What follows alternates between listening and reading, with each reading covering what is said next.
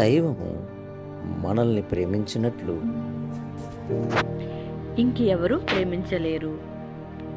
ఎందుకంటే నీవు దైవం కొరకు ఏమి చేయకుండా ఉన్నా నీవు ఎలా ఉన్నా నీ కొడుకు దైవం ఎన్నో చేస్తున్నారంటే అది గొప్ప ప్రేమ కాదా? నీవు పీల్చే గాలి, నీవు నివసించే భూమి, నీవు జీవించే ఈ బతుకు, ఆ బ్రతుకుకు ఆధారమైన జీవము, నీవు తింటున్న ఆహారము, నీ కొరకు సృష్టించబడిన ఈ సర్వ సృష్టి దైవ ప్రేమని నీకు కనబరుచున్నది. దైవ ప్రేమ కన్నా గొప్పది ఏదీ లేదు. ప్రేమే దైవము, దైవమే ప్రేమ.